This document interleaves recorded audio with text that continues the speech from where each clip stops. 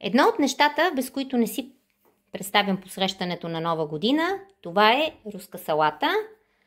Правя я съвсем семпло и лесно. Ето какво съм си приготвила за целта. Малко картофки, кисели краставички, моркови, грах, като колбас, кренвирш и майонеза задължително накраси. Другата не я харесвам на вкус. Най-напред ще се заема с варените зеленчуци. За целта, ето в тази тенджера, която е за варене на пара, слагам да ми кипне водата, а в другата част, която е с дупките, ще сложа първо нарязаните моркови. Режа ги на ситно. Ей така, един морков горе-долу на 3-4 до 5 мм като размер купчета.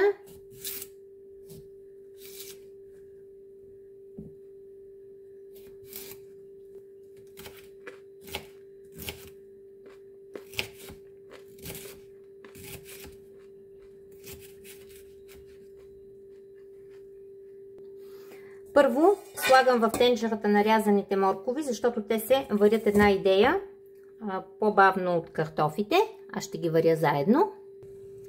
Щом морковите са готови, продължавам с картофите. Режа ги размер като за мусака и веднага, щом ми кипне водата, директно ги слагам да се варят на пара и просто ще добавям това, което съм нарязала, ей така, и на котлона.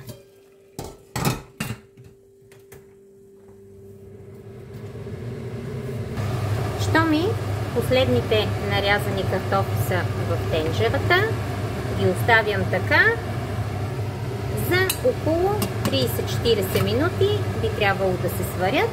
По този начин няма да се разварят картофите, а всичко ще бъде чудесно сварено. Нататък продължавам с рязането на другите продукти. Ей тази много удобна цедчица на крачета ползвам, за да си цедя нарязаните краставички и грах, да не увлажняват излишно руската салата. Краставичките се старая да ги режа на максимално ситно.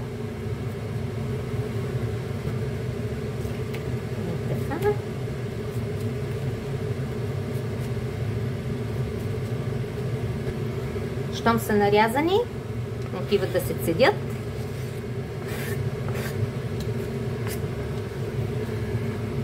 Към тях ще добавя и половината от този грах, който съм изплакнала, и също може там да се отцежда.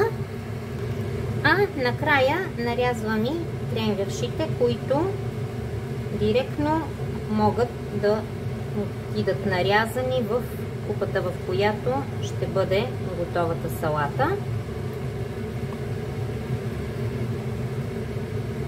Режа ги относително наситно.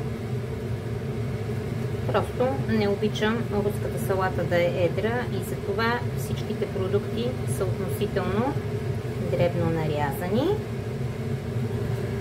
Щом картофите и морковите вече са сварени, ги оставям да изстинат. Щом и сварените неща са изстинали, преминавам към объркването на всичко.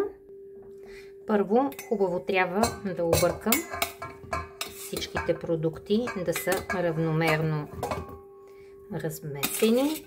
Ето така.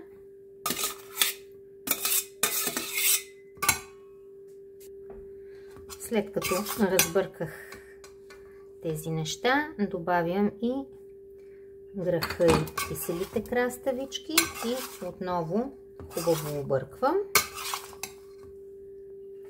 А накрая добавям и майонезата. Това е най-хубавата майонеза, според мен.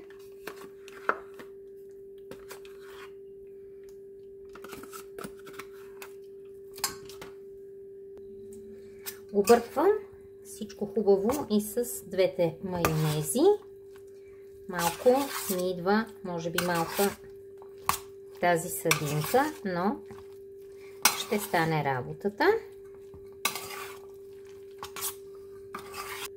С това руската салата е готова и мога да сервирам и прибирам.